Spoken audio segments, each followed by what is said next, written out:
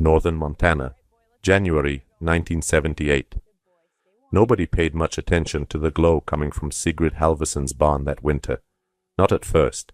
A kerosene lamp, they figured. Maybe the widow working late on equipment, the way she always did since her husband died. But the light stayed steady, night after night, even when the wind screamed down from Canada at 40 miles an hour and temperatures dropped to 20 below zero.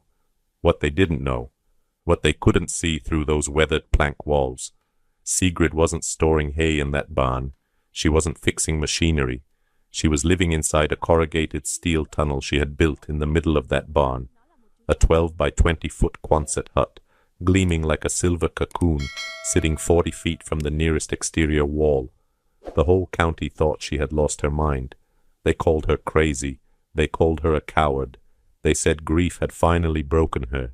And when the coldest blizzard in 45 years buried Montana under 6 feet of snow and wind chills that touched 70 degrees below zero, the men who had laughed at her stopped laughing. If you want to see the temperature reading that made the county's best builders go silent, stay until the end.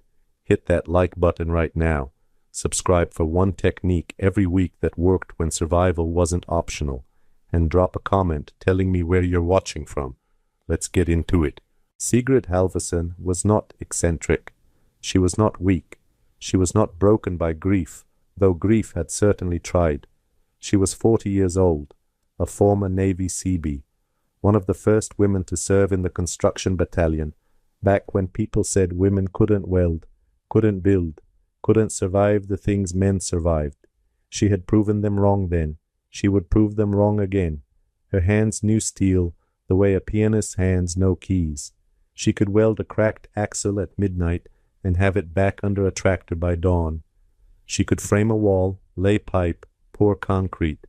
The Navy had taught her that buildings were just problems waiting to be solved, and Sigrid Halverson had never met a problem she couldn't solve, except one, the one that had nothing to do with building, the one that came in the middle of the night and left a hole in her chest that no amount of work could fill.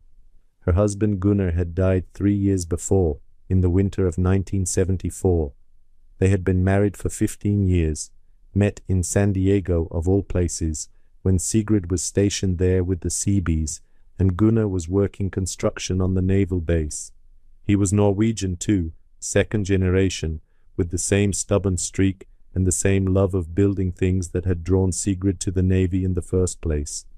They had moved to Montana together after her discharge, bought land that nobody else wanted, built a life from nothing. 15 years of hard work and harder winters, of calving seasons and harvest seasons, of quiet evenings by the fire and long conversations about nothing and everything. The memory still cut like broken glass. A February blizzard had swept through without warning, the kind of storm that turns the world white and formless in minutes. Gunnar had gone out to check the livestock. Just a quick trip, he said. Be right back, he said. He never came back.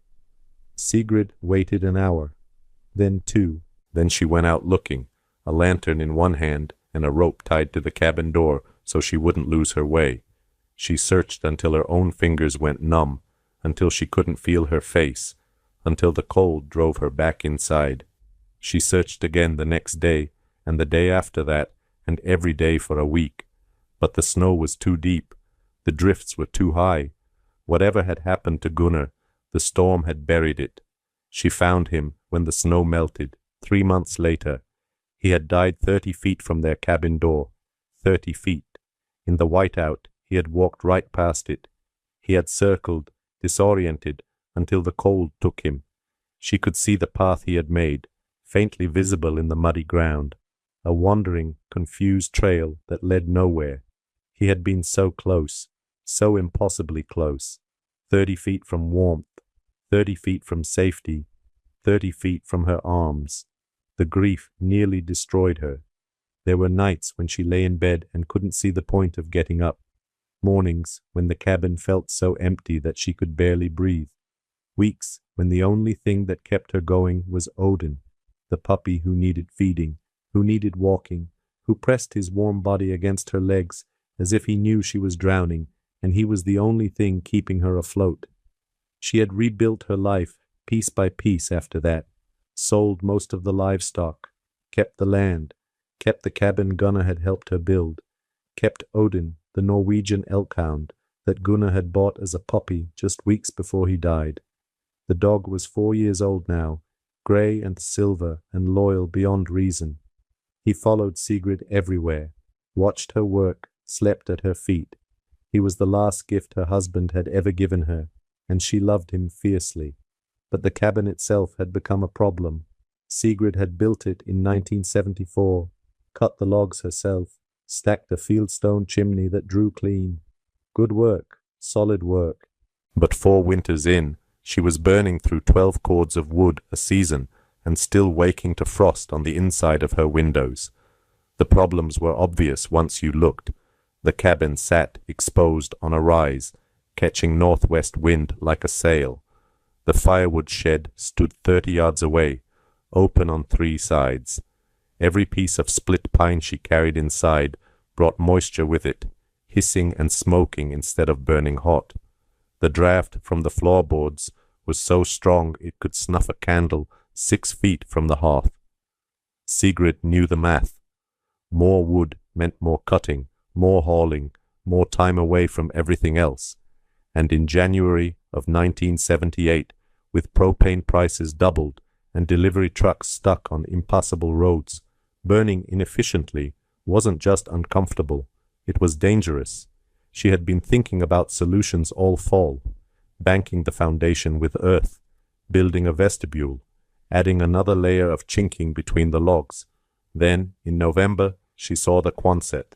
Gus Nordquist was tearing down an old equipment shed 2 valleys over, military surplus, probably from the 1950s, corrugated steel arches, each one 8 feet wide, bolted together into a tunnel, the kind of structure the army used for everything from storage to field hospitals during the war. Sigrid recognized it immediately.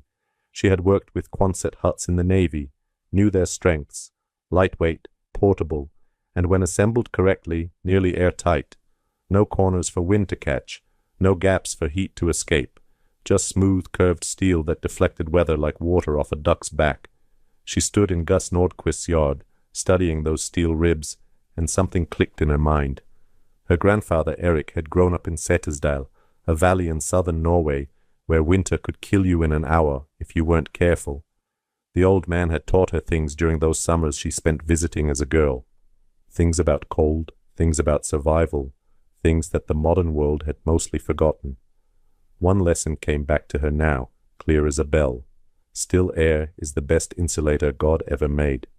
She remembered her grandfather explaining it. The problem with most buildings, he said, wasn't that they lacked insulation. The problem was that they leaked. Cold air crept in through 1,000 tiny gaps, creating convection currents that stripped heat away faster than any stove could replace it. But if you could trap a layer of still air, truly still, it would hold warmth like nothing else. The Setesdal farmers had known this for centuries. They built their barns with double walls, double roofs, dead air spaces everywhere, not because they had studied physics, because their grandfathers had built that way, and their great-grandfathers before them, all the way back to a time when getting it wrong meant dying. Sigrid looked at the Quonset and saw a possibility. What if she assembled it inside her barn? Not next to the barn, not attached to the barn, inside. The barn was 40 by 60 feet, built in the 1920s with hand-hewn beams and plank siding.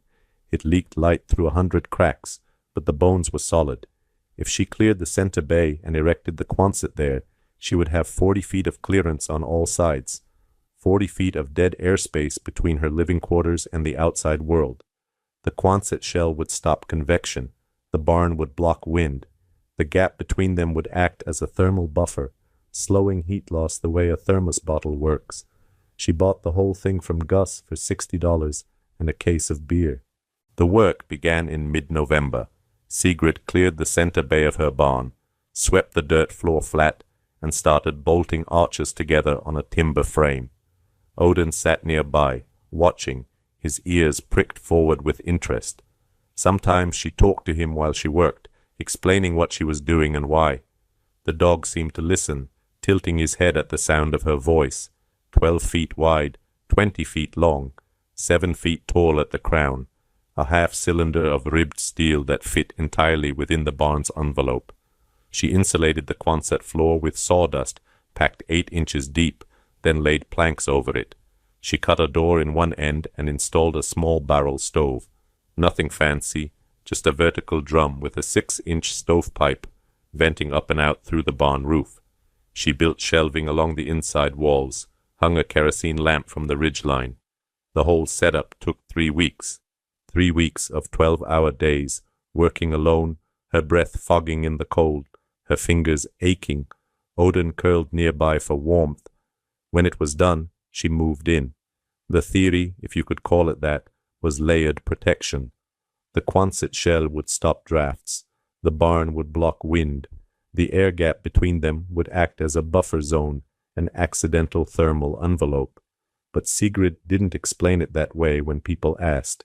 When her neighbor, Thaddeus Whitmore, rode over in late November to see what she was up to, Sigrid just shrugged. She said she was tired of being cold. Thaddeus Whitmore was 55 years old and the most respected carpenter in Glacier County. He had built houses that still stood after 40 years, churches, barns, schools. His hands had shaped half the buildings in the valley, and his opinion carried weight. He stood in the doorway of Sigrid's barn, arms crossed, staring at the Quonset like it was a personal insult. The afternoon light slanted through gaps in the barn siding, falling across that curved steel shell. Inside, the glow of Sigrid's kerosene lamp flickered through the small window she had cut. It looked like a survival bunker. It looked like someone hiding from the world. It looked, to Thaddeus Whitmore, completely insane. He shook his head slowly. "That's not a home," he said. "That's a damn grain bin." Sigrid was stacking firewood along the interior barn wall, building up her winter supply in the protected space where it would stay dry. She didn't stop working. "It works," she said simply. Thaddeus snorted. "For now. Wait until that stove overheats the steel and you can't touch the walls. Wait until condensation drips on you all night. Wait until the cold really comes." Sigrid said nothing, just kept stacking wood.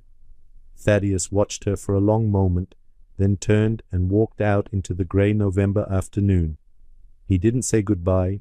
That night, at the diner in town, he told everyone what he had seen. The widow built herself a grain bin to live in, he said, loud enough for the whole room to hear, right in the middle of her barn, like some kind of animal. Laughter rippled through the crowd. Someone made a joke about moles. Someone else wondered if grief had finally driven her crazy. The story spread fast, the way stories do in small towns where everyone knows everyone and winter gives people too much time to talk. Paul Dietrich heard about it the next day. Paul was a rancher, 48 years old, with 500 head of cattle and a reputation for toughness that he wore like a badge. He had survived winters that would have broken lesser men. He had pulled calves from frozen creeks and slept in snowbanks when storms caught him far from home. Nothing scared Paul Dietrich, nothing surprised him, except this. He drove his truck over to Sigrid's place on a cold afternoon, curious despite himself. She let him look, didn't try to explain or justify, just stood there with Odin at her side while Paul walked around the Quonset, peering inside, shaking his head. The interior was surprisingly neat. A cot with a sleeping bag, the barrel stove glowing cherry red, shelves with books and supplies, a small table made from a plank across 2 sawhorses. Paul laughed out loud. "Good Lord, Sigrid," he said, "you turning into a mole?" Sigrid almost smiled. "Almost. I'm turning into someone who sleeps through the night without waking up to reload the fire." Paul shook his head. "You know what people are saying. I know. Doesn't bother you?" Sigrid looked at him with those calm grey eyes, the same color as Odin's fur, the same color as the winter sky. "The cold bothers me," she said. "Talk doesn't." Paul left a few minutes later, still chuckling. He told his wife about it that evening, and she told her sister, and her sister told the women at church, and by Sunday The whole county knew that Sigrid Halvorsen had given up on normal life and was living like a hermit in a steel tube. The ridicule came from everywhere, relentless and inescapable. At the post office, Maud Pettigrew whispered to anyone who would listen. She was the kind of woman who collected other people's misfortunes like stamps, displaying them with a mixture of pity and satisfaction. Poor thing. Lost her husband. Now she's lost her mind. Someone should check on her. Make sure she's eating. Make sure she hasn't done something foolish. At the general store, Boone Fetterman, a hired hand, barely 24 years old, made jokes with his friends. He had never built anything in his life, never survived anything harder than a hangover, but that didn't stop him from having opinions. You hear about the widow? Living in a barn like an animal? My granddad built a sod house with a dirt floor and raised 6 kids. She's got a perfectly good cabin and she's sleeping with the hay bales. Some people just can't handle life, I guess. His friends laughed. They always did. Even Father O'Brien, the Catholic priest who served 3 parishes across the county, expressed concern from the pulpit. Perhaps she needs guidance, he told his congregation one Sunday. Perhaps she needs our prayers. Grief can do strange things to a person's mind. We should not mock her, but we should pray for her soul and her sanity. The words were kind enough, in their way, but they still assumed that Sigrid was broken, still assumed that building something different meant building something wrong. Nobody asked Sigrid what she thought. Nobody asked her to explain. They had already decided what the Quonset meant. It meant weakness. It meant failure. It meant a woman who couldn't handle what life had thrown at her. In a culture that valued endurance, toughness, and a certain kind of stubborn pride, retreating into a smaller, stranger shelter felt like giving up, like admitting you couldn't handle what your neighbors handled, like surrender. Sigrid didn't see it that way. She saw a problem and a solution. The problem was heat loss. The solution was reducing surface area, eliminating drafts, and keeping fuel dry. Simple physics, simple logic. But nobody wanted to hear about physics. They wanted to shake their heads and feel superior. They wanted to believe that they would never sink so low. By mid-December, Sigrid had stopped going into town unless she absolutely had to. Not because she was ashamed, she wasn't, but because she was tired of defending a decision that, to her, needed no defense. She would know soon enough if she was right. Not everyone laughed. Old Jakob Lindqvist was 78 years old, born in Stockholm, with hands like tree roots and eyes that had seen more winters than most people could imagine. He had come to Montana as a young man, following rumors of good farmland and cheap opportunity. He had built his own homestead with nothing but an axe and determination. He had buried 2 wives and 1 son and kept going. He heard about Sigrid's Quonset from his grandson and said nothing for 3 days. Then, on a morning so cold the air itself seemed to crackle, he walked 3 miles through the snow to see it for himself. Sigrid found him standing outside her barn when she went to fetch water, his breath making clouds in the still air, Odin circling him with cautious curiosity. She let him in without a word. Jakob walked slowly around the Quonset, touching the steel ribs, studying the joints, peering at the stove setup. His face was unreadable. Finally, he turned to Sigrid. "Your father," he said. "He was from Sättersdal." Sigrid nodded. "My parents, both. They came over in 23. Jakob was quiet for a long moment. Then he spoke, his voice soft with memory. "My grandfather in Stockholm, he built like this. Not steel, but the same idea. Walls within walls. Air that doesn't move. He said round things last, square things break." Sigrid felt something loosen in her chest. Validation. Finally, someone who understood. "The old ways," Jakob said, "they always come back. For the same reason they never should have left." He left a few minutes later, declining her offer of coffee, saying his joints couldn't take the cold for long, but at the door he paused and looked back at her. "The others will see," he said. "When the test comes, they will see." There was one other. Willa Thornton was 19 years old, the daughter of a rancher who lived 15 miles south. She had red hair, freckles, and a mind that never stopped asking questions. She had heard about the Quonset from her father, who thought it was foolishness, but something about the story intrigued her. She showed up at Sigrid's place on a December afternoon, bundled in a coat 2 sizes too big, her cheeks red from the cold. "Mrs. Halverson, I'm Willa Thornton. I was wondering if I could see your shelter." Sigrid studied her for a moment. The girl's eyes were bright with genuine curiosity, not mockery. Odin, usually wary of strangers, wagged his tail. "Come in," Sigrid said. She gave Willa the full tour, showed her the sawdust insulation, the barrel stove, the way the stovepipe was double-walled where it passed through the barn roof, explained the theory of still air, the thermal envelope, the efficiency of heating a small space versus a large one. Willa listened intently, asking questions that showed she was actually thinking. "So, the barn isn't really shelter," she said finally. "It's more like a windbreak, a buffer." Sigrid nodded, surprised by the girl's quick understanding. "Exactly. The barn takes the punishment, the Quonset stays calm, and the air gap between them works like the space in a thermos. Still air doesn't conduct heat fast. Moving air does." Willa was quiet for a moment, processing. "Could I come back?" she asked. "I want to learn more. I want to understand." Sigrid felt something she hadn't felt in a long time. Hope, maybe, or at least the sense that not everyone in this county had closed their minds. "You can come back any time," she said. 2 days before Christmas, Sigrid's sister called from Billings. Ingrid was 3 years older, married to an accountant, living in a nice house with central heating and wall-to-wall carpet. She had worried about Sigrid since Gunnar's death, calling every few weeks to check in, always with that edge of concern in her voice. This time the concern was sharper. "People are talking, Sigrid. They say you're living in your barn. They say you've built some kind of bunker." Sigrid sighed. "It's not a bunker. It's a Quonset hut. Military surplus. Very practical. In a barn? Inside the barn. For insulation." There was a long pause on the other end of the line. "Sigrid, are you okay? I mean really okay? I'm better than okay. I'm warmer.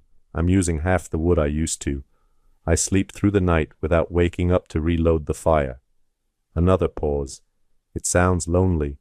Sigrid thought about that. Thought about the empty space in her bed where Gunnar used to sleep. Thought about the silence of winter nights, broken only by the creak of the barn and the soft breathing of her dog. "Maybe it is," she said finally, "but loneliness doesn't freeze you to death." Ingrid didn't have an answer for that. After they hung up, Sigrid sat in her Quonset, watching the flames dance behind the stove's small glass window. Odin lay at her feet, his warmth a comfort against her ankles. Outside, the temperature was dropping. The first real cold of winter was settling in. She checked her thermometer. Inside the Quonset, it was 62 degrees. Outside, according to the radio, it was 15 below zero. Sigrid smiled to herself and added another log to the fire. December passed. The new year came. Sigrid barely noticed. She had fallen into a rhythm, a pattern of days that revolved around simple tasks: feeding the stove, fetching water, caring for Odin, reading by lamplight, checking the weather on her battery-powered radio. The first real test came in early January. A cold snap dropped temperatures to 20 below for 3 days straight. Sigrid's neighbors struggled.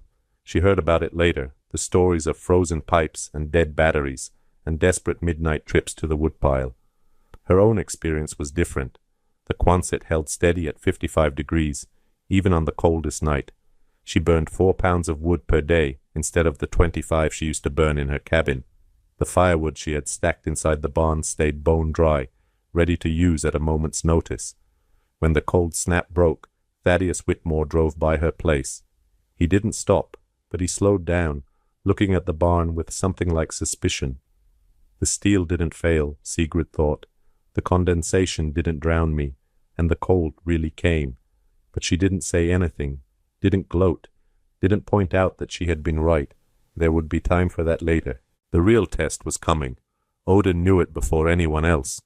The dog started acting strange on January 5th, pacing and whining, refusing to settle. He kept going to the barn door and staring west, his hackles raised, a low growl rumbling in his chest. Jakob Lindqvist came by that afternoon, his old bones aching in a way that told him something was wrong. "The dog knows," he said, watching Odin pace. "They always know." Sigrid nodded. She had noticed it too, the strange quality of the light, the way the air felt heavy and electric, the silence of the birds.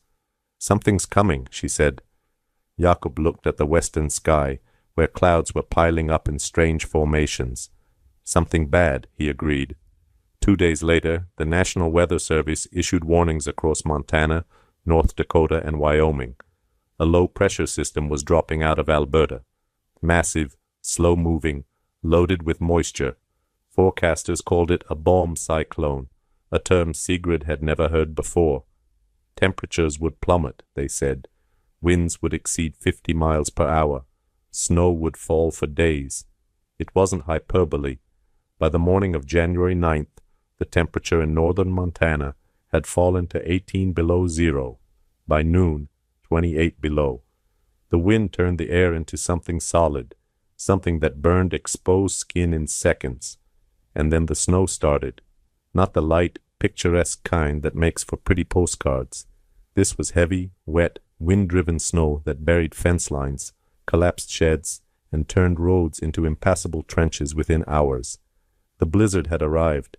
If you're still with me, hit that like button right now, and drop a comment below telling me where you're watching from. I want to hear from you, because what happened next changed everything. The blizzard didn't announce itself. It arrived like an invading army, all at once, overwhelming everything in its path. January 9th, 1978, 6 in the morning. Sigrid woke to a sound she had never heard before. Not wind exactly, something bigger than wind. A roar that seemed to come from everywhere at once, as if the sky itself had turned into a living thing and was trying to tear the world apart. She lay still for a moment, listening. Odin was pressed against her side, trembling, his ears flat against his skull. The Quonset walls vibrated with each gust, a deep humming that she felt in her bones. She got up and lit the kerosene lamp. The barrel stove had burned low overnight, but the interior of the Quonset was still warm, 58 degrees, according to her thermometer. She fed the fire, pulling dry pine from the stack she kept inside, and waited for it to catch. Outside, the barn groaned and creaked like a ship in a storm. She could hear things hitting the walls, ice maybe, or debris. The sound was relentless, a constant battering that went on and on without pause. She checked her supplies. Enough food for 2 weeks, enough water for 4 days, with more snow to melt if needed. Enough firewood stacked inside the barn to last a month, all of it bone dry and ready to burn. She had prepared for this. She had built for this. Now she would find out if it was enough. A mile and a half south, Emmett Callahan was having a very different morning. Emmett was 45, a solid man with a good house and a good wife, and a 7-year-old daughter named Emma, who was the light of his life. He had lived in Montana his whole life, survived winters that would have killed lesser men, and he wasn't afraid of cold. But this cold was different. His house was a 2-story wood frame, built in 1962 with proper insulation and storm windows. He had a propane furnace for primary heat and a wood stove for backup. He had done everything right, and it wasn't enough. The propane had run out on day 2 of the storm. The delivery truck was supposed to come in December, but the roads had been bad, and then they got worse, and now the truck wasn't coming at all. Emmett switched to the wood stove full time, thinking it would be fine, but his firewood pile was outside, buried under 4 feet of snow. He tried to dig some out on the first day, spent 20 minutes in wind that cut through his coat like it wasn't there, managed to wrestle a few logs free. They were soaked, frozen solid on the outside, wet on the inside. It took 20 more minutes and a full section of newspaper to get a single log burning in the stove, and even then it smoldered more than it flamed, giving off smoke and moisture instead of heat. By day 3, the house had dropped to 41 degrees. His wife Rosemary, a practical woman who worked as a nurse at the county clinic, kept calm. She piled blankets on Emma's bed, dressed the girl in 3 layers, made hot soup from canned vegetables. But Emmett could see the worry in her eyes. By night 3, the house was down to 35 degrees. The pipes had frozen. The windows were coated with ice on the inside. Emma had stopped complaining about the cold, which scared Emmett more than anything else. He lay awake that night, listening to the wind scream, feeling the house shake, and wondered if they would survive. 6 miles to the west, the Morrison family was in worse shape. They had a solid house, too, good insulation, good heating, a well-stocked pantry. They had done everything right, but on day 2 of the storm, ice built up on their chimney and broke the flue. The weight of it, accumulated over hours of freezing rain and snow, finally cracked the terracotta liner and sent bricks tumbling down into the firebox. Smoke poured into the house, filling every room with choking gray clouds. They tried to open windows, but the windows were frozen shut. They tried to use fans, but the power was out. They had no choice. They had to stop using the wood stove. Without heat, the temperature inside dropped fast. Too fast. The children started crying. The baby wouldn't stop shaking. By nightfall, they couldn't stay inside anymore. There were 5 of them. Marcus Morrison, his wife Helen, and their 3 children. The boys were 8 and 6. The baby girl was only 14 months old, too young to understand what was happening, only knowing that she was cold and scared and something was terribly wrong. They piled into the family truck, started the engine, cranked the heater to maximum. It worked, for a while, but gasoline doesn't last forever, and they had no way to get more. They sat in that truck for 2 days, engine running, heater blowing, rationing their fuel drop by drop. When the tank hit empty, they would be dead. A neighbor on a snowmobile found them on day 4, more by luck than anything else. Pulled them out, hauled them to a house with working heat. They survived. But it was close, so close. Thaddeus Whitmore was not so lucky. His house was the finest in the county, or so he had always believed. He had built it himself 30 years ago, using every trick he knew. Double-framed walls, triple-pane windows, a stone fireplace that could heat the whole first floor. It should have been enough. It wasn't. The problem was the wind.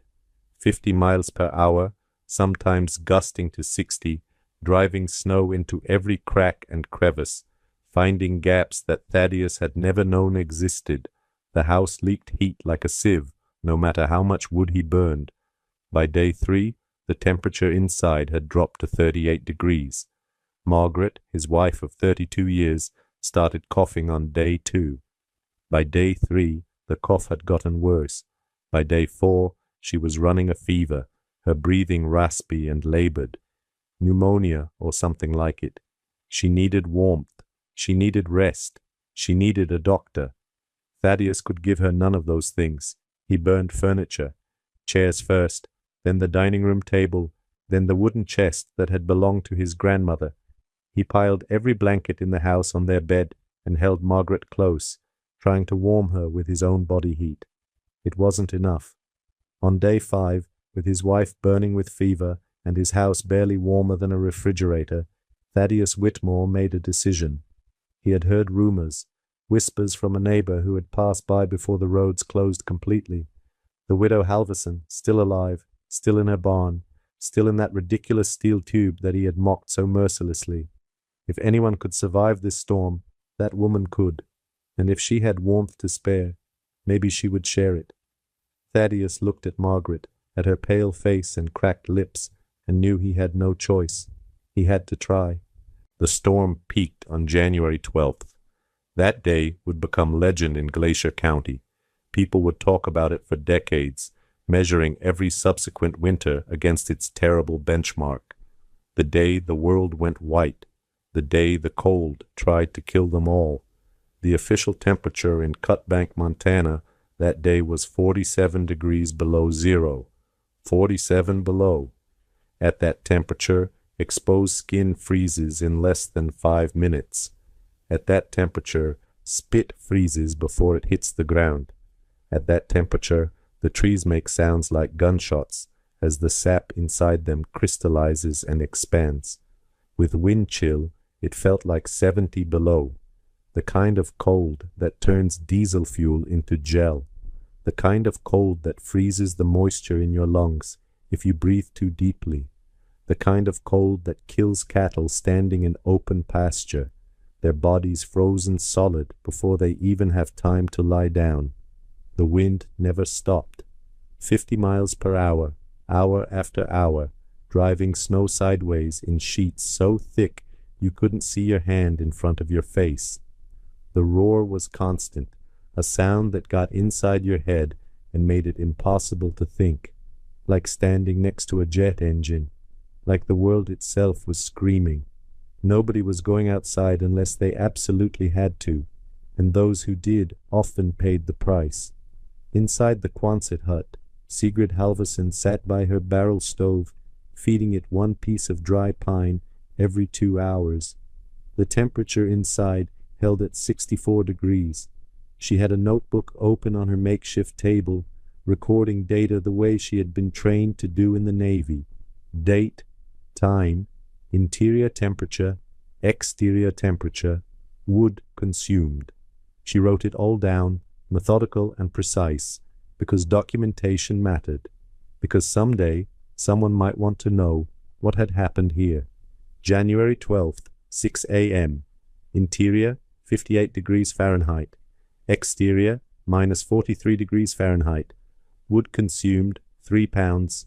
January 12th, 10 a.m. Interior, 62 degrees Fahrenheit. Exterior, minus 47 degrees Fahrenheit. Wood consumed, 2 pounds. January 12th, 2 p.m. Interior, 64 degrees Fahrenheit. Exterior, minus 45 degrees Fahrenheit. Wood consumed, 2 pounds. January 12th, 6 p.m. Interior, 61 degrees Fahrenheit. Exterior, minus 41 degrees Fahrenheit. Wood consumed, 3 pounds. January 12th, 10 p.m. Interior, 57 degrees Fahrenheit. Exterior, minus 39 degrees Fahrenheit. Wood consumed, 2 pounds. January 13th, 2 a.m. Interior, 55 degrees Fahrenheit. Exterior, minus 42 degrees Fahrenheit. Wood consumed, 2 pounds. The numbers told a story that words couldn't capture, a story of efficiency, a story of survival, a story of physics triumphing over chaos. Odin lay curled at her feet, his grey fur warm against her ankles. Outside, the wind howled like something alive and hungry. Inside, the kerosene lamp cast soft shadows on the curved steel walls. Sigrid was comfortable, warm, safe. She thought about her neighbors, out there in the dark and cold. She thought about Thaddeus Whitmore and his fine house. She thought about Emmett Callahan and his young daughter. She thought about all the people who had called her crazy, who had laughed at her grain bin shelter, who had said she would freeze to death in a steel tube. She hoped they were all right. She suspected they weren't. In town, where a few hardy souls had gathered at the fire station to share warmth and news, the talk turned to Sigrid Halvorsen. Someone had driven by her place on day 2, before the roads became completely impassable. They reported seeing the barn still standing, smoke rising from the stovepipe. But that was 3 days ago. Anything could have happened since then. Boone Fetterman, the young hired hand who had made so many jokes at Sigrid's expense, spoke up. She's probably dead by now. That steel box of hers is probably frozen solid. No insulation, no nothing. Just tin and wishes. Thaddeus Whitmore was there, huddled by the fire station's wood stove, his face grey with exhaustion and worry. He had left Margaret at home with a neighbor, couldn't bear to bring her out in this cold, but he needed news, needed to know if there was any hope. He heard Boone's words and felt something twist in his gut. "I warned her," Thaddeus said, his voice hollow. "I told her steel conducts heat. I told her she'd freeze." Maud Pettigrew, wrapped in 3 shawls, and still shivering, shook her head sadly. Poor thing. She never had a chance. Not after losing her husband like that. Grief makes people do foolish things. Nobody mentioned that Sigrid had seemed perfectly rational every time they spoke to her.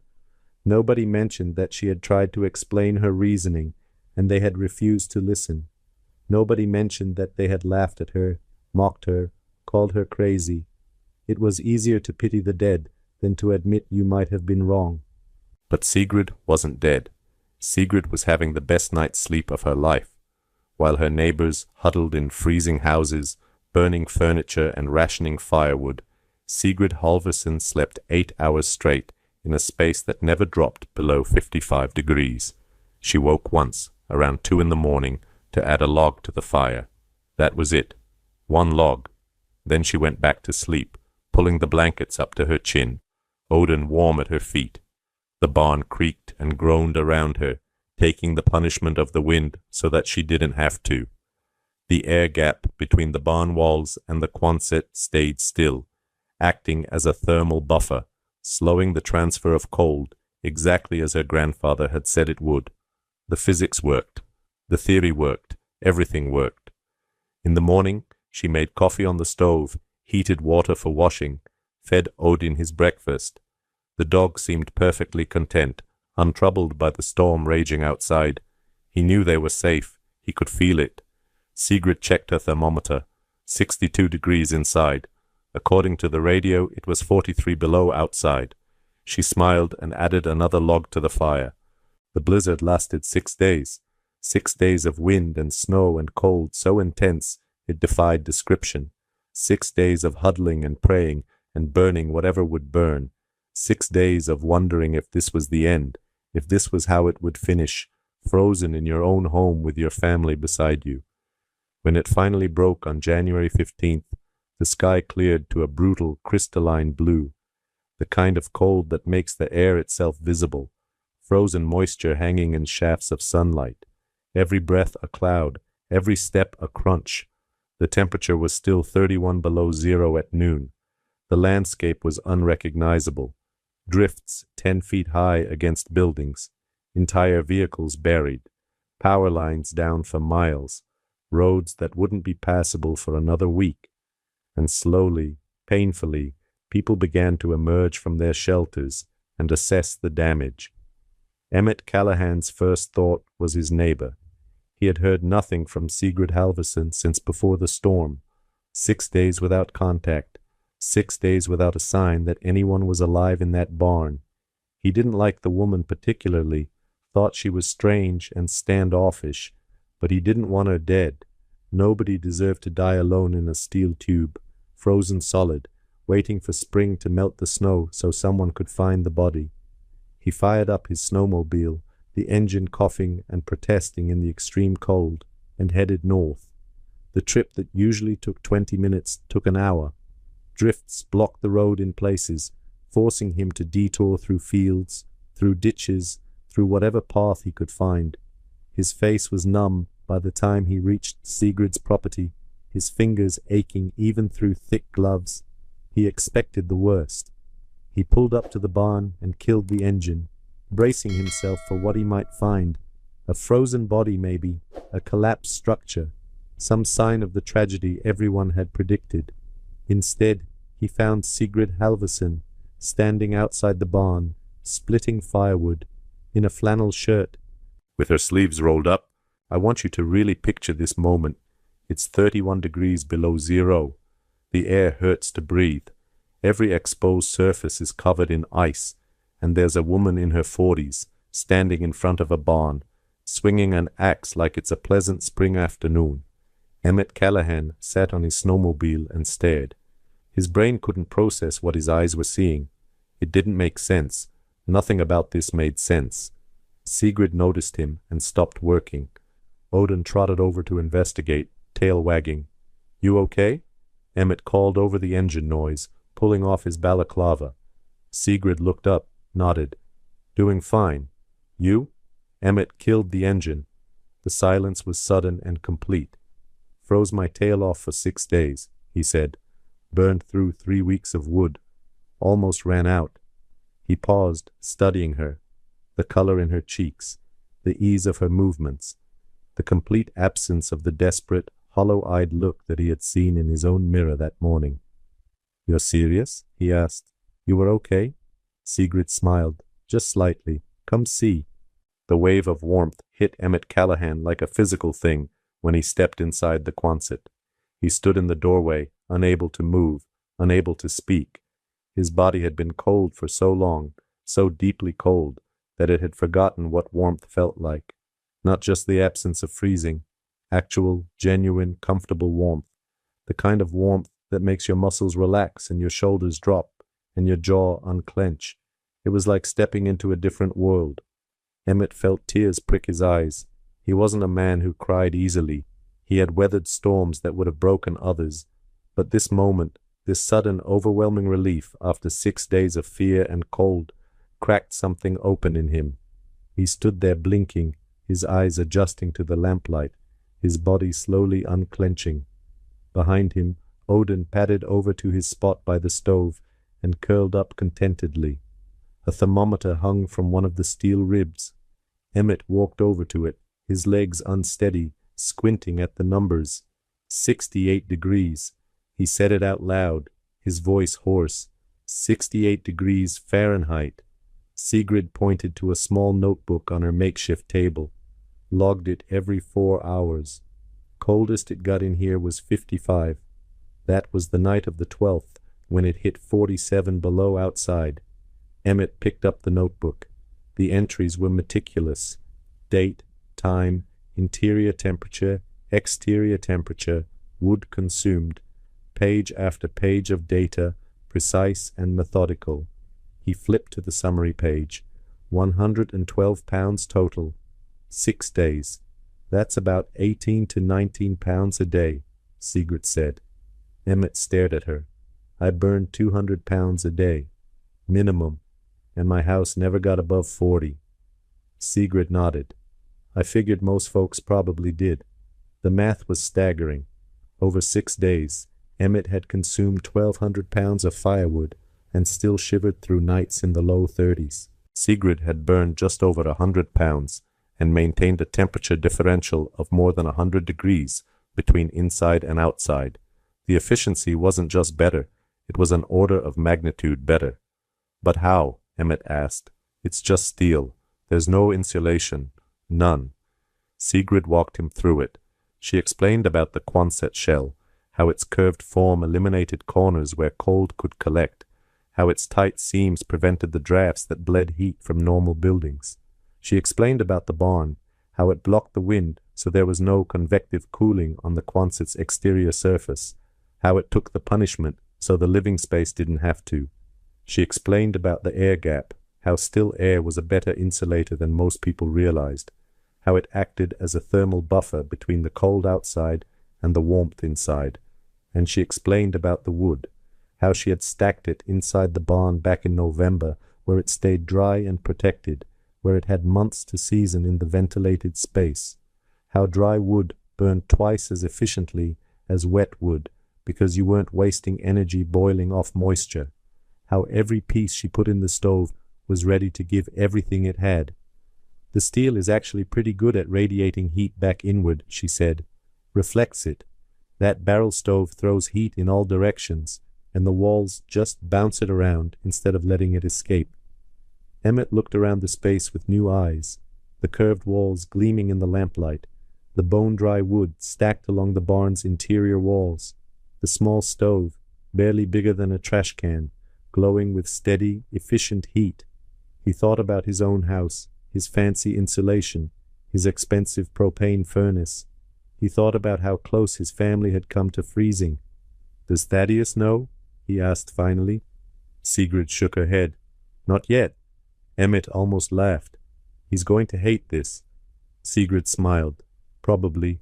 If you're learning something from this story, if you're seeing things in a new way, I want you to hit that subscribe button right now. Every week, we bring you stories like this. Stories of survival. Stories of wisdom. Stories that remind us that sometimes the smartest move is the one that everyone else calls crazy. Drop a comment below and tell me, Have you ever done something that everyone told you was wrong and turned out to be right? I want to hear from you. The news of Sigrid's survival spread through the county like wildfire on dry grass. Emmett told his wife Rosemary, and Rosemary told the women at the church gathering point, and they told their husbands, and by sundown everyone knew. The widow hadn't frozen. The widow was fine. The widow had spent the worst storm in 45 years in relative comfort while the rest of them suffered. At first, people didn't believe it. They said Emmett must have been exaggerating. They said the numbers couldn't be right. They said it was impossible, that steel conducts heat, that physics doesn't work that way, that you can't just build a tin tube in a barn and survive temperatures that killed cattle where they stood. But then they started showing up to see for themselves. Thaddeus Whitmore came on the morning of January 16th. He came on snowshoes, pulling Margaret on a makeshift sled, wrapped in every blanket they owned. His wife's breathing was shallow, her face pale, her fever still raging.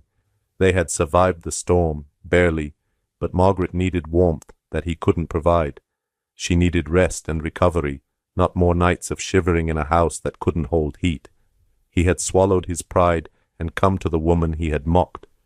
Sigrid saw them coming across the snow, two figures struggling through drifts that reached their waists in places. She recognized Thaddeus immediately, even bundled in coat and scarf. She knew his walk, his bearing, the set of his shoulders. She went outside to meet them. Thaddeus stopped 10 feet away, breathing hard, his face gray with exhaustion. For a long moment he couldn't speak. Then finally he forced the words out. "Margaret, she's sick. Pneumonia, I think. She needs warmth." Sigrid looked at the woman on the sled. Even from here she could see how bad it was. The labored breathing, the unhealthy flush, the way Margaret's eyes were closed, not in sleep, but in the kind of exhaustion that came from fighting to stay alive. "Bring her in," Sigrid said. No hesitation, no recrimination, no "I told you so," just simple human kindness. They carried Margaret inside together, Thaddeus on one side, Sigrid on the other. Odin circled them anxiously, sensing something wrong, whining softly. The Quonsit's warmth hit Thaddeus like a wave. He stopped in the doorway, blinking, momentarily unable to move. The contrast was too stark, too sudden. His body, which had been cold for so long, didn't know how to process actual warmth. 68 degrees, Sigrid said, guiding him forward. Same as yesterday, same as the day before. They laid Margaret on the cot, piled blankets over her, stoked the fire until the stove glowed cherry red. Within an hour, the color was returning to the woman's face. Within 2 hours, she was sleeping peacefully, her breathing easier, her fever starting to break. Thaddeus sat on a makeshift chair, watching his wife, saying nothing. His hands trembled, though whether from cold or emotion he couldn't say. Sigrid handed him a cup of hot coffee. He took it without looking up. "I called you a fool," he said finally. His voice was hoarse, barely above a whisper. "I called this place a grain bin. I told everyone you would freeze.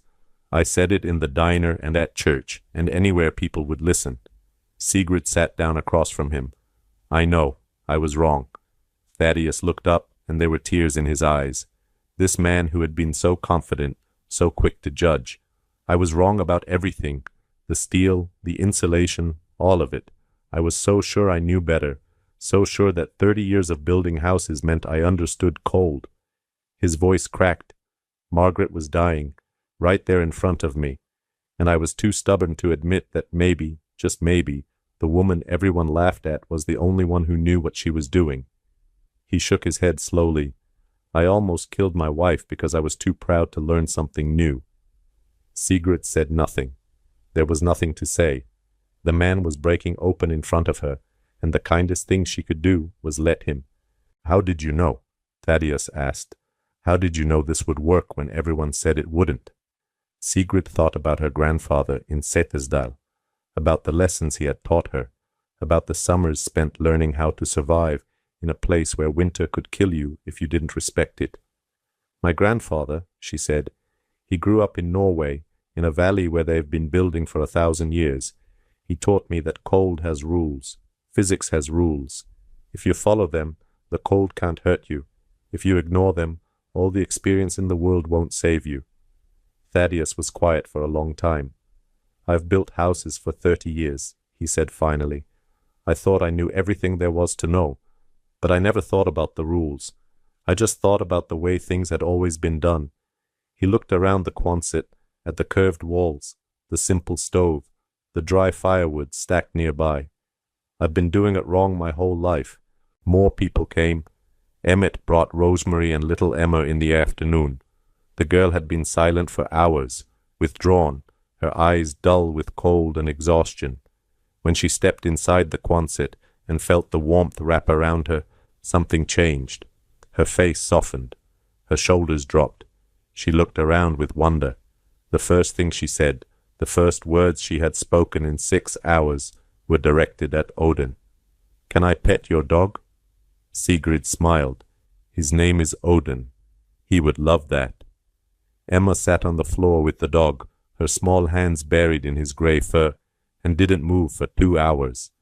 Odin, for his part, seemed to understand that the girl needed comfort.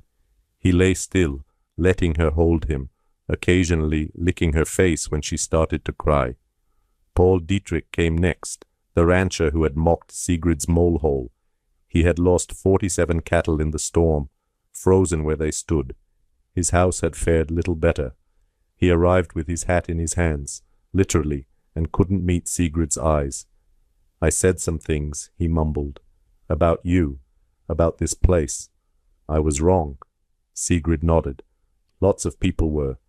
That's not an excuse." "No, it's not." Paul looked around the Quonset, taking in the warmth, the efficiency, the simple genius of the design. "Could you teach me," he asked, "how to build something like this?" Sigrid considered the question. "I can try." By the end of the first week after the storm, 17 people had sheltered in Sigrid's Quonset. 3 families, 4 children, a dog, and 2 cats that someone had brought along because they couldn't bear to leave them behind. The space was crowded, uncomfortable, not designed for so many bodies, but it was warm, and warm in those days meant alive. They slept in shifts, they shared food, they told stories to pass the time, stories of the storm, of what they had lost, of what they had learned. The children played games on the floor, while the adults talked in low voices about what would happen next. Sigrid moved among them quietly, keeping the fire fed, checking the temperature, making sure everyone had what they needed. She didn't seek attention, didn't want credit. She was simply doing what needed to be done, the way she had always done. Old Jakob Lindqvist came to visit on day 3. He didn't need shelter. His own place had held up well enough. He just wanted to see, to witness. He stood in the doorway of the Quonset, looking at the crowd of people inside, and smiled. "I knew it would work," he said softly. "I told you they would see." The official death toll from the blizzard of 1978 was 67 people across 4 counties. 67 lives lost to cold, to exposure, to accidents and tragedies and simple bad luck. 67 families that would never be whole again. The number of people who died in Sigrid Halvorsson's Quonset was 0. Not one person who made it to her shelter died. Not one person who trusted her strange, ugly, impossible design was hurt. In a storm that killed cattle and collapsed buildings and pushed human endurance to its absolute limit, that steel tube in the middle of a barn kept everyone inside it perfectly, completely safe. The contrast was stark, undeniable, impossible to explain away. Chester Ainsworth, the county building inspector who had declared Sigrid's design technically impossible, came to see for himself on day 5. He brought measuring tools, a notebook, a camera. He spent 3 hours documenting everything, asking questions, making calculations. When he was done, he sat down heavily on a hay bale and rubbed his eyes. "I don't understand," he said. "I've been doing this job for 15 years. I have certifications, training. I know how heat transfer works." He looked at Sigrid with something like desperation. This shouldn't work. The physics don't add up. Steel conducts heat. There's no insulation. The numbers don't make sense. Sigrid poured him a cup of coffee. The physics do add up, she said gently. You're just using the wrong numbers.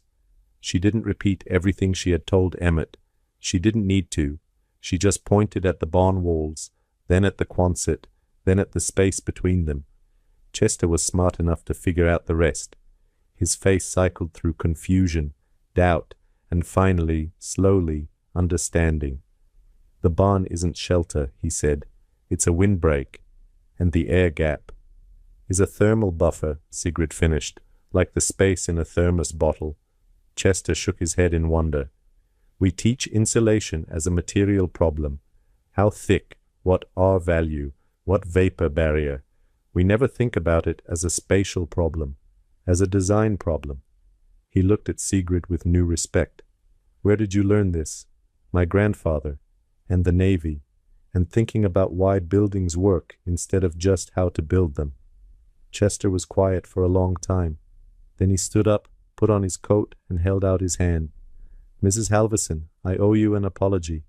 I told people your design wouldn't work. I was the expert who confirmed their doubts. If anyone had been hurt because of that— He couldn't finish the sentence. Sigrid shook his hand. Nobody was hurt, she said. That's what matters. The recovery took months. Roads had to be cleared. Power had to be restored. Buildings had to be repaired or rebuilt. Livestock had to be counted, and the dead ones dealt with. Insurance claims had to be filed. Supplies had to be brought in. And slowly, quietly, people began to think about what they had learned. In March of 1978, a rancher named Hank Sabotta started building something in his barn. Hank lived 15 miles south of Sigrid's place. He had lost nearly a third of his firewood supply to moisture damage during the storm, and his family had come within hours of freezing. He didn't have a surplus Quonset hut, but he had steel roofing panels left over from a shed project. He framed a shelter 12 by 14 feet, using lumber he had on hand. He sheathed it with the roofing panels. He insulated the gaps with straw bales. He added a small wood stove, vented through the barn roof, and when it was done, he moved his family in for the tail end of winter. It worked, not as efficiently as Sigrid's setup. The construction was cruder, the seals not as tight, but it worked well enough. His wife told Sigrid later that they cut their wood consumption in half and slept warmer than they had all season. By summer, 3 more families had built variations of the design. One used a pole barn with a framed interior core lined with sheet metal. Another repurposed an old grain bin, cutting a door and installing a chimney. A third simply insulated a corner of their existing barn and lived in that section through the following winter. None of them looked exactly like Sigrid's Quonset, but they all followed the same principles. Create a small, airtight shelter inside a larger windbreak. Use the outer structure to kill convection. Store firewood in the buffer zone. Heat a smaller volume with dry fuel. The lessons were spreading. Word traveled through churches, through grain elevators, through the informal networks of rural life. People who had never heard of Sigrid Halverson started hearing her name. People who had laughed at the grain bin story started asking for details.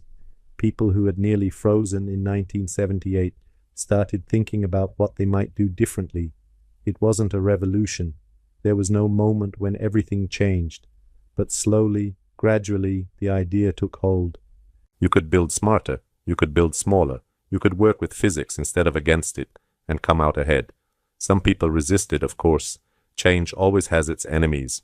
There were those who said the old ways had been good enough for their fathers and would be good enough for them. There were those who said Sigrid had just gotten lucky, that one storm didn't prove anything, that the whole thing was overblown. But every winter, when the cold came back and the snow piled up and the wind howled down from Canada, more people remembered. More people thought about that steel tube in that barn, warm and safe while the world froze around it. More people started building differently. In late May, a man named Wallace Drummond came to visit Sigrid. Wallace was the county extension agent, the person who advised farmers on everything from crop rotation to equipment maintenance. He had heard about the Quonset, of course. Everyone had. But it wasn't until he saw the data that he understood what it meant. "Mind if I document this?" he asked, sitting at Sigrid's small table with a notebook and a camera. "I want to write it up, share it with other districts." Sigrid agreed. Wallace spent an afternoon measuring, photographing, interviewing. He asked detailed questions about the construction, the materials, the costs, the performance data. He wanted to understand not just what Sigrid had done, but why it worked and how others could replicate it. He published a bulletin that fall. Efficient cold weather shelter. Lessons from the 1978 blizzard. It included diagrams of Sigrid's setup, temperature logs, wood consumption data, and notes on the variations other families had built. The bulletin circulated through Montana, Wyoming, and the Dakotas. Some people dismissed it. Others filed it away as a curiosity. But a few, the ones living in marginal areas, the ones on tight budgets, the ones who had nearly frozen that winter, paid attention. By 1980, at least a dozen families within a 100-mile radius had adopted some version of the barn shelter concept. Sigrid herself made a few refinements over the years. She added a small window on the south-facing end, letting in daylight during the shorter winter days. She built a vestibule entry to reduce heat loss when opening the door. She installed a rack above the stove for drying clothes and gear. By her third winter in the Quonset, she had the system so precisely dialed that she could predict her weekly wood consumption to within 5 pounds. She never moved back to the main cabin. Eventually, she sold it to a young couple who had moved to the area from Minnesota. They thought the cabin was charming, with its hand-hewn logs and fieldstone chimney. Sigrid didn't tell them about the drafts, the frost on the windows, the 12 cords of wood she had burned each winter trying to stay warm. She stayed in the Quonset year-round. People stopped thinking it was strange. It became simply Sigrid's place, a local landmark, a reminder of what one woman had accomplished when everyone said it couldn't be done. Thaddeus Whitmore changed more than anyone expected. After Margaret recovered, after the roads cleared and life returned to something like normal, Thaddeus started showing up at Sigrid's place every few weeks. Sometimes he brought questions about construction techniques. Sometimes he brought food that Margaret had made, her way of saying thank you. Sometimes he just sat and talked. He had been humbled in a way that went deeper than embarrassment. He had faced the possibility of losing his wife, his life, everything he had built, because he had been too proud to consider that he might be wrong. That experience left a mark. He started teaching differently.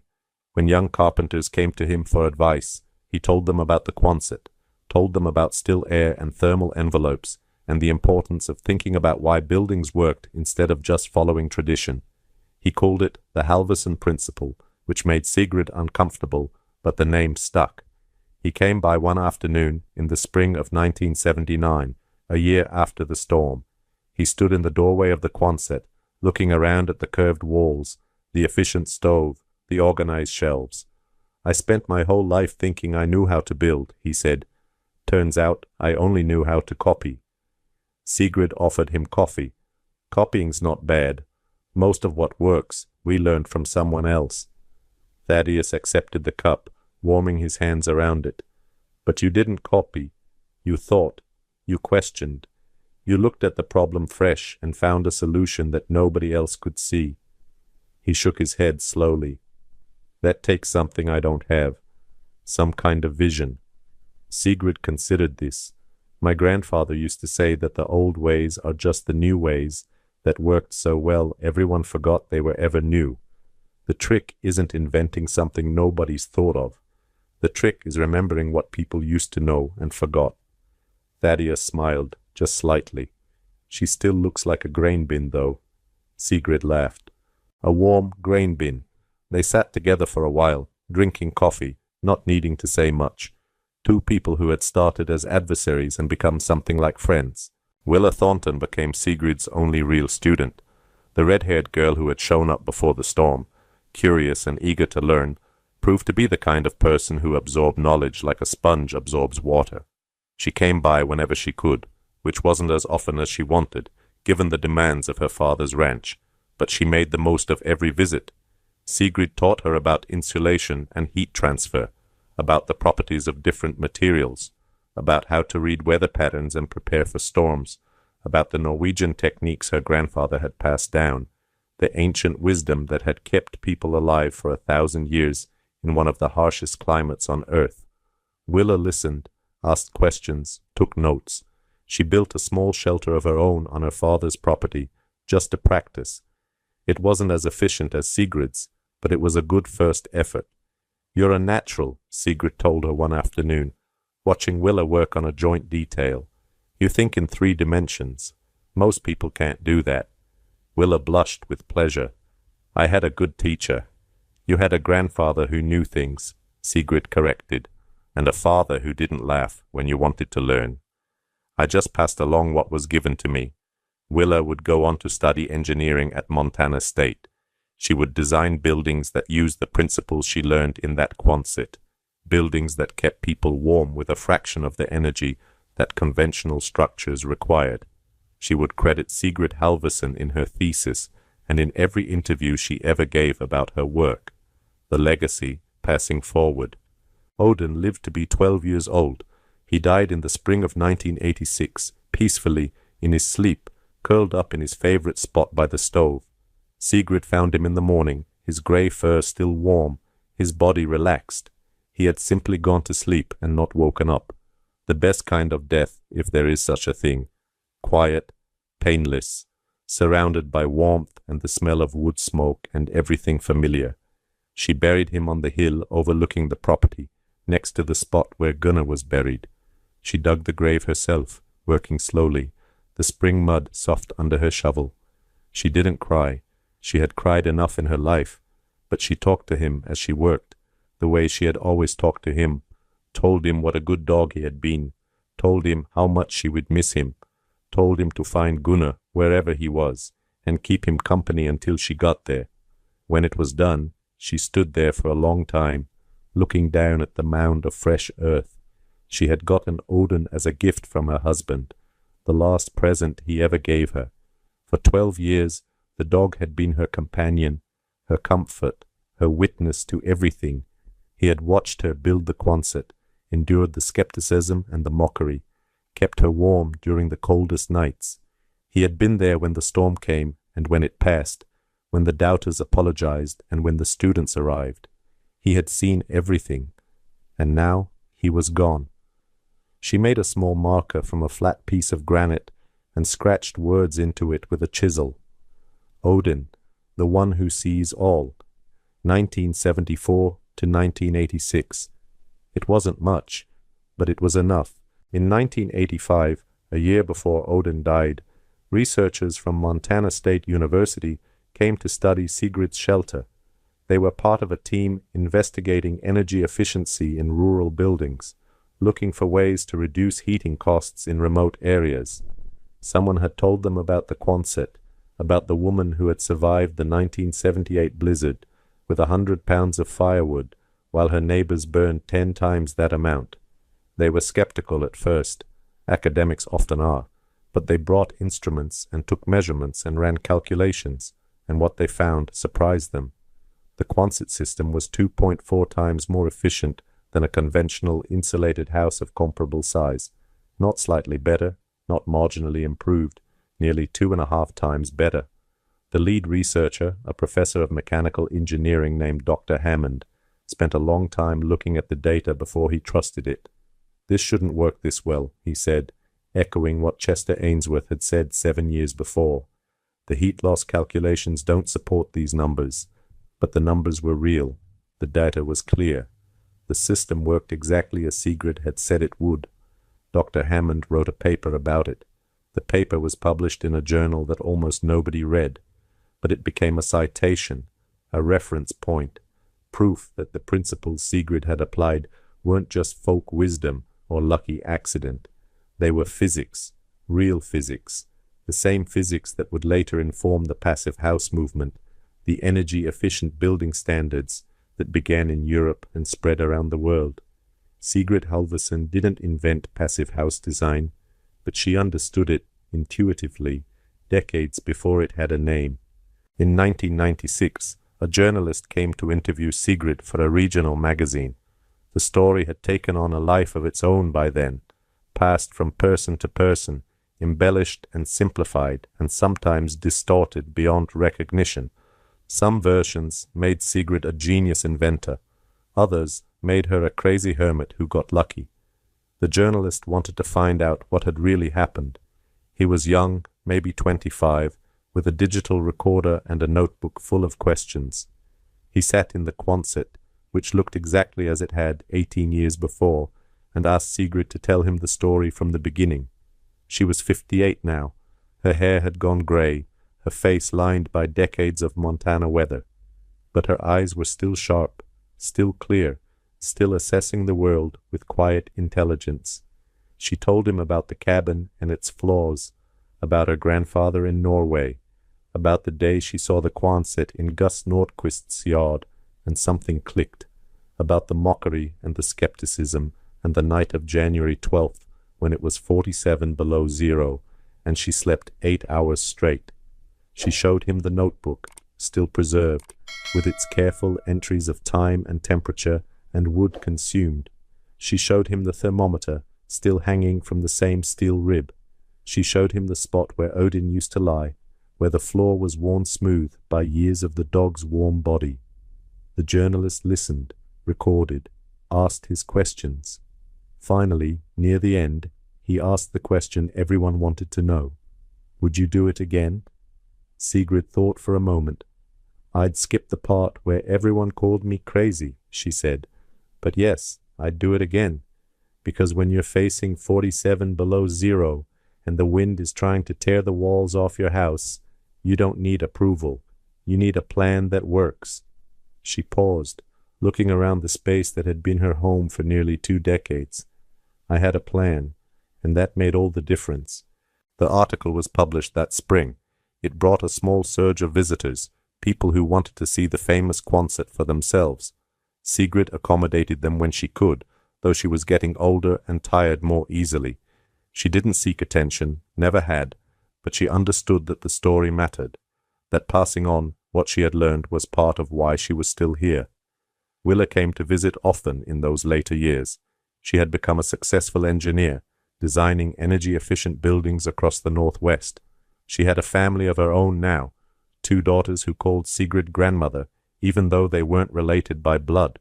Sometimes they would sit together in the Quonset, the old woman and the woman who had once been a curious girl, and talk about the things that mattered, not building techniques or efficiency ratings. Those conversations had been had long ago. Now they talked about life, about loss, about what it meant to keep going when the world told you to give up. Sigrid told Willa about Gunnar, about the night she found out he was dead, about the months afterward when she wasn't sure she wanted to keep living. The Quonset saved me, Sigrid said once, not just from the cold, from myself. It gave me something to build when everything else had fallen apart. It gave me a reason to get up in the morning. Willa didn't say anything. She just held the old woman's hand. In 2003, the Montana Historical Society declared the Quonset a site of historic significance. They didn't move it or restore it, just documented it and added it to the state registry. A small plaque was installed near the barn door, explaining what had happened here and why it mattered. Sigrid attended the dedication ceremony, standing quietly at the back while officials made speeches about innovation and perseverance and the pioneer spirit. She thought they were missing the point, mostly. It wasn't about pioneer spirit. It was about paying attention, about thinking instead of assuming, about respecting the rules that govern the physical world. But she didn't say any of that. She just smiled and nodded and let them have their moment. There's an old saying in the mountains, the weather doesn't care what you think is proper. Sigrid Halvorsen didn't set out to revolutionize cold weather living. She didn't have a manifesto or a theory. She just looked at a problem, heat loss, wasted fuel, brutal wind, and stripped it down to physics. Reduce volume, eliminate drafts, block convection, keep fuel dry. The Quonset hut inside the barn wasn't beautiful. It wasn't traditional. It didn't fit anyone's idea of what a real home should look like, but it kept a woman alive and comfortable through a blizzard that killed livestock, collapsed buildings, and left families shivering in their own living rooms. What the skeptics missed, what Thaddeus Whitmore and Paul Dietrich and all the others missed, was that survival doesn't require suffering. Efficiency isn't weakness, and sometimes the smartest move is to build smaller, not bigger. Sigrid lived in that Quonset until 2008, when failing health finally forced her to move to a care facility in town. She was 70 years old, sharp as ever, but unable to manage the physical demands of rural life anymore. She died peacefully in her sleep on a winter night in 2011, 3 days after her 73rd birthday. The temperature outside was 12 below zero. She would have approved. Her ashes were scattered on the hill behind the property, near Gunnar, near Odin. The Quonset still stands, maintained now by the Historical Society, visited by students and researchers, and the occasional curious tourist. Inside, on the wall near the door, someone has framed a quote. Nobody knows who wrote it or when it was hung, but it captures something essential about what happened here. The old ways aren't always the best ways, but the old principles, the ones that survived because they worked, those are worth remembering. The weather doesn't care what you think is proper. Physics doesn't care about your pride. When the cold comes, all that matters is what you built and why you built it that way. Every winter, when the temperature drops and the wind picks up and the snow starts falling, people in Glacier County still talk about that January in 1978. They talk about the families who nearly froze. They talk about the cattle that died standing up. They talk about the worst storm anyone could remember. And they talk about Sigrid Halvorsen, the widow in the barn, the woman who built a grain bin to live in and survived when everyone said she would die. Her story has become a kind of legend now. Some versions get the details wrong. Some versions add things that never happened, but the core stays the same. A woman saw a problem. She thought about it differently than everyone else. She built something ugly and strange and completely effective. And when the test came, when the cold tried to kill them all, her solution worked. That's the thing about wisdom. It doesn't care what it looks like. It doesn't care if people laugh. It only cares about what works. Sigrid Halvorsen knew that. And now, maybe you do too. Now I want to hear from you. Drop a comment below. Where are you watching from? And what's the coldest winter you've ever survived? And if you got value from this story, if you learned something about efficiency, about resilience, about thinking differently when it matters, hit that subscribe button right now. Every week, we bring you one technique, one story, one piece of wisdom that kept people alive when the world didn't offer second chances. Thanks for watching. Stay warm out there. Educational note: this video presents historically inspired reconstructions for educational and storytelling purposes. Characters, names, and specific events are fictional, while the techniques, concepts, and principles discussed are based on real historical practices and well-established physical and practical knowledge. Any modern application should be evaluated according to current standards, safety guidelines, and applicable laws or regulations. This content is educational in nature and does not constitute professional, technical, or legal advice.